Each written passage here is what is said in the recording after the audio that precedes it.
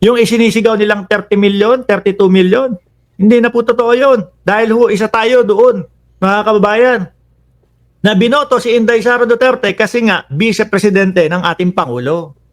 Oh. Di ba? So kung si Marcoleta, number 6, pagpalagay na natin tumaya na, sabi mo ng 15 milyones, 14 milyones, mga kababayan, hindi pa din po majority ng Pilipino ang gustong magpa-uwi kay dating Pangulong Duterte. 14 milyones, imagine niyo ilan ho tayo, ilan ang botante.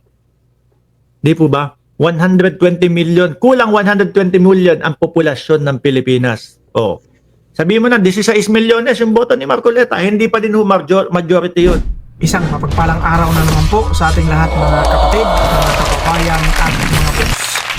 Napakaganda po na pag-uusapan natin ngayon sapagkat kagaya ng sinabi ko po, itong mga vloggers na ito yung sinasabi kong isa-isahin natin sila. Kaya mamaya malalaman ninyo kung sino itong isusunod natin doon sa mga vloggers na mga ob-ob na naitapik natin nung mga nakaraan.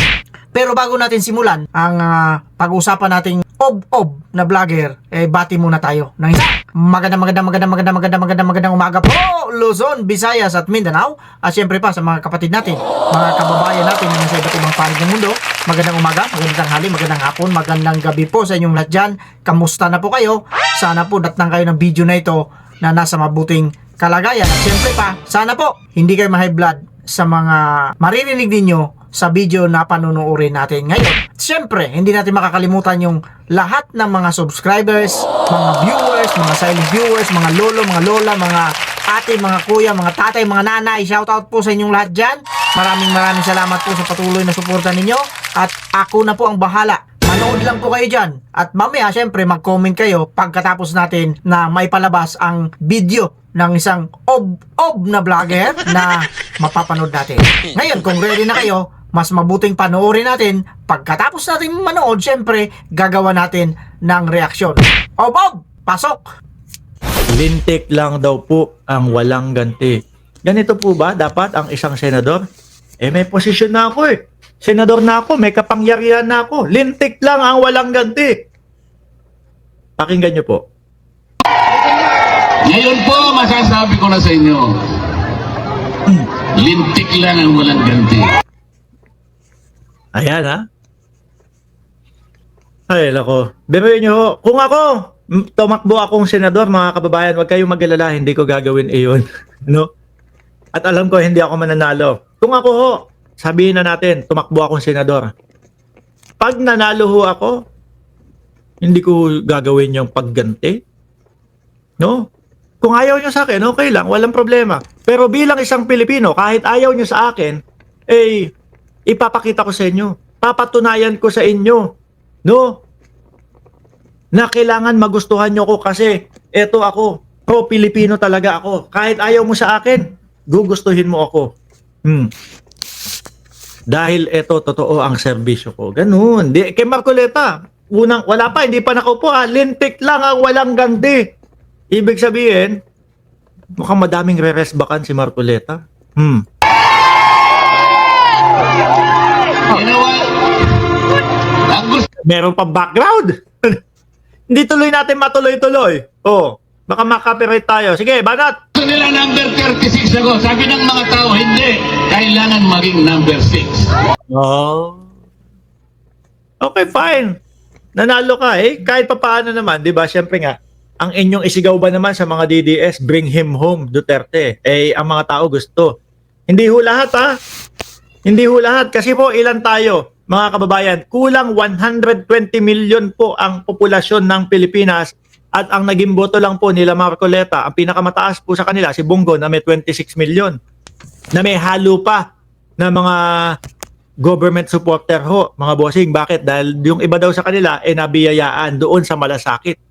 So, kung iisipin ho natin mga kababayan, no, ang bilang po ng mga DDS nasa 20 mil na lang ho. Kung ano po yung bilang nung boto ni Bato de la Rosa, yun na po ang DDS. Dahil ako ho naniniwala, wala ni isang DDS ang hindi boboto kay Bato de la Rosa. Wala ni isang DDS ang hindi boboto kay Marcoleta. Dahil di ba nga sabi nila, DDS pa din kami, iboboto namin ito. Kung ano po yung pinakamataas na boto, Bawasan mo lang ng kahit bahagya yan. Sabi mo ng 4 na milyon ang ibawas mo dyan na nakinabang po doon sa malasakit. 22 milyones o 20 milyones hanggang 22 milyones na lang po ang mga DDS. Yung isinisigaw nilang 30 milyon, 32 milyon, hindi na po totoo yun. Dahil isa tayo doon, mga kababayan, na binoto si Inday Sara Duterte kasi nga vice-presidente ng ating Pangulo. Oh. Di ba? So kung si Marcoleta, number 6, pagpalagay na natin, tumaya na, sabi mo ng 15 milyones o 14 milyones, mga kababayan, hindi pa din po majority ng Pilipino ang gustong magpa-uwi kay dating Pangulong Duterte. 14 milyones, imagine niyo ilan ho tayo, ilan ang botante. Di po ba? 120 million, kulang 120 million ang populasyon ng Pilipinas. Oh. Sabi mo na 16 milyones yung boto ni Marcoleta, hindi pa din ho majority yun. No? Wala pa nga ho sa ano yun. Wala pa nga ho sa 1/5 eh. Mga 15% siguro ganun lang.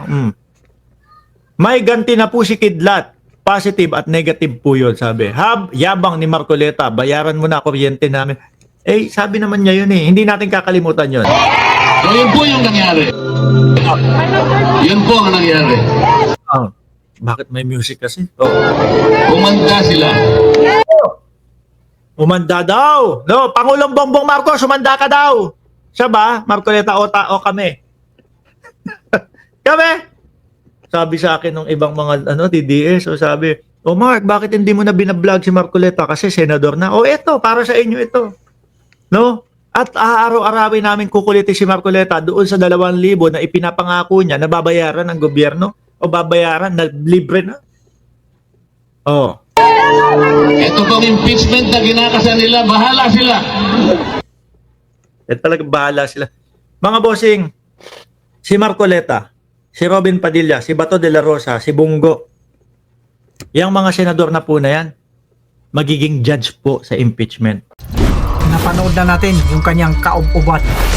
Unang-una, bilang reaksyon natin dito sa mga pinagsasabi nitong ob-ob na ito, ayaw niya talaga. Di niya gusto ang mga sinabi ni Senator Rodante Marcoleta doon sa Dahig, Netherlands.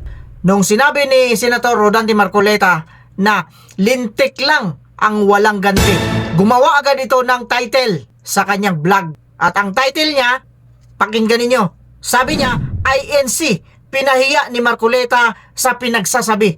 Utot mo, Blue! Saan banda na pinahiya ni Senator Marcoleta yung INC? Bakit? INC ka ba? Ob-ob ka!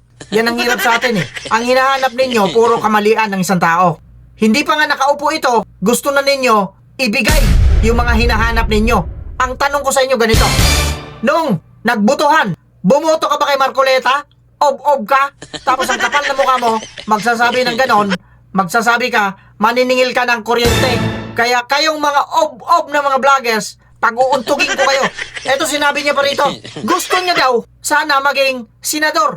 May pangarap pala sa buhay ito, itong ob-ob na ito. Gusto mo pala maging senador eh.